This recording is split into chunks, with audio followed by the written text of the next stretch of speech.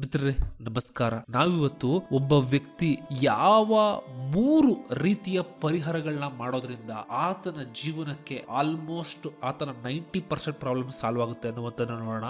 ಈಗ ನಾನು ಹೇಳುವಂತದ್ನ ಅಟ್ಲೀಸ್ಟ್ ಒಬ್ಬ ವ್ಯಕ್ತಿ 6 ತಿಂಗಳು ಮಾಡ್ತು ಅಂತ ಹೇಳಿದ್ರೆ ಆತನ ಪ್ರಾಬ್ಲಮ್ಗಳಿಗೆ ಆಲ್ಮೋಸ್ಟ್ ಸೊಲ್ಯೂಷನ್ ಸಿಗುತ್ತೆ. ಬಟ್ 6 ತಿಂಗಳು ಆದ್ಮೇಲೂ ಕೂಡ ಆತನ ಪ್ರಾಬ್ಲಮ್ ಇಂಟೆನ್ಸಿಟಿ ಕಮ್ಮಿ ಆಗಿದೆ, ಬಟ್ ಸ್ಟಿಲ್ ಪ್ರಾಬ್ಲಮ್ ಇದೆ ಅಂತ ಹೇಳಿದ್ರೆ ಆತನ ಕಂಟಿನ್ಯೂ ಮಾಡ್ತಾ ಇರ್ಬೇಕಾಗುತ್ತೆ. ಯಾಕೆಂತ ಹೇಳಿದ್ರೆ ಕರ್ಮದ ಬರ್ಡನ್ ಜಾಸ್ತಿ ಇದೆ ಅನ್ನುವಂಥದ್ದು ಅರ್ಥ ಆಗಿರ್ತದೆ. ಮತ್ತೆ ಮೊದಲನೇದಾಗಿ ಒಬ್ಬ ಮನುಷ್ಯ ಅನುಭವಿಸಬಹುದಾದಂತಹ ಡಿಫರೆಂಟ್ ಪ್ರಾಬ್ಲಮ್ ಅಲ್ಲಿ ಒಂದು ತರದ್ದೇನು ಅಂತ ಹೇಳಿದ್ರೆ ಆತನ ಆನ್ಸೆಸ್ಟರ್ಸ್ ಇಂದ ಬರುವಂತದ್ದು, ಆತನ ಆನ್ಸೆಸ್ಟರ್ಸ್ ಬ್ಲೆಸ್ಸಿಂಗ್ ಇಲ್ದಲೇ ಇರುವಂತದ್ದು, ಅಂದ್ರೆ ಪಿತೃಗಳ ಬ್ಲೆಸ್ಸಿಂಗ್ ಇಲ್ದೇ ಇರುವಂತದ್ದು. ಯೂಶಲಿ ಪಿತೃಗಳ ಬ್ಲೆಸ್ಸಿಂಗ್ ಏನಾದ್ರೂ ಮನೆಯಲ್ಲಿ ಇಲ್ಲ ಅಂತ ಹೇಳಿದ್ರೆ ಮನೆಯಲ್ಲಿ ಶುಭ ಕಾರ್ಯಗಳು ನಡೆಯೋದಿಲ್ಲ.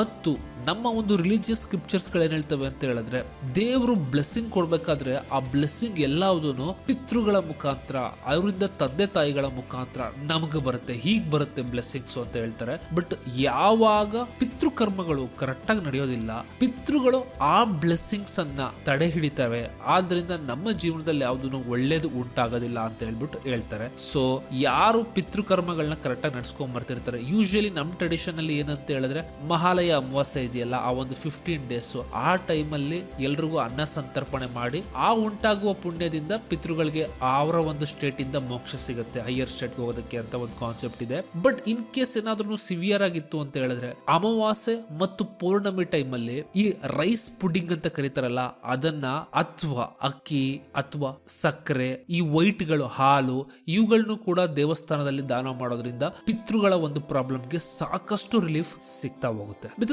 ಎರಡನೇದಾಗಿ ಬರುವಂತದ್ದೇನೆ ಕುಲ ದೇವತೆಗಳು ಅಥವಾ ಮನೆ ದೇವರು ಅಂತ ನಾವು ಕರಿತೀವಿ ಸೌತ್ ಇಂಡಿಯಾದಲ್ಲಿ. ಈ ಮನೆ ದೇವರುಗಳ ಆರಾಧನೆ ಯಾವ ಮನೆಯಲ್ಲಿ ನಿಂತಿರುತ್ತೆ ಆ ಮನೆಗೆ ಒಂದು ಪ್ರೊಟೆಕ್ಷನ್ ಅನ್ನುವಂಥದ್ದು ಇರೋದಿಲ್ಲ. ಯಾಕೆ ಅಂತ ಹೇಳಿದ್ರೆ ಲೆಟಸ್ ಯಾರಾದ್ರೂ ಬ್ಲಾಕ್ ಮ್ಯಾಜಿಕ್ ಮಾಡಿತು ಅಂತ ಹೇಳಿದ್ರೆ ಯಾವ ಮನೆಯಲ್ಲಿ ಕುಲದೇವರ ಆರಾಧನೆ ಕರೆಕ್ಟ್ ಆಗಿ ನಡೀತಾ ಇರುತ್ತೆ ಅಂತ ಮನೆಗೆ ಬ್ಲಾಕ್ ಮ್ಯಾಜಿಕ್ ತಗಲೋದಿಲ್ಲ. ಯಾವ ಮನೆಯಲ್ಲಿ ಕುಲದೇವರ ಆರಾಧನೆ ನಡೀತಾ ಇರೋದಿಲ್ಲ ಅವ್ರಿಗೆ ಬ್ಲಾಕ್ ಮ್ಯಾಜಿಕ್ ತಗಲುವಂತಹ ಚಾನ್ಸಸ್ ಇರ್ತದೆ.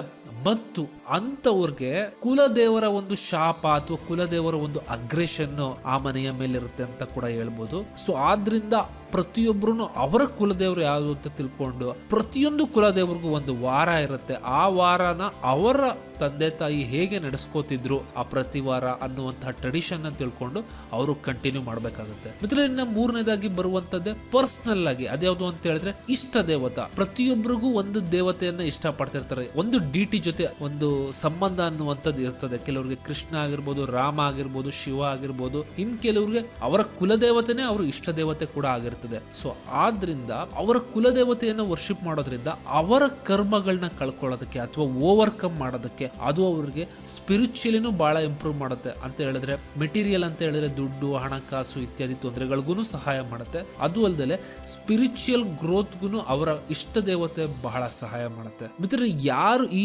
ಮೂರನ್ನು ಅಟ್ಲೀಸ್ಟ್ ಒಂದು 6 ಮಂತ್ಸ್ ಕಂಟಿನ್ಯೂಸ್ ಆಗಿ ಮಾಡ್ತಾರೋ ಅಂತವ್ರಿಗೆ ಯೂಶಲಿ ಎಂತಹ ಸಮಸ್ಯೆಗಳಿದ್ರು ಕ್ಲಿಯರ್ ಆಗಿ ಹೋಗ್ತವೆ. ಈ ವಿಡಿಯೋ ನಿಮ್ಗೆ ಇಷ್ಟ ಆಯ್ತು ಅಂತ ಹೇಳಿದ್ರೆ ಲೈಕ್, ಶೇರ್ ಮತ್ತು ಸಬ್ಸ್ಕ್ರೈಬ್ ಮಾಡಿ.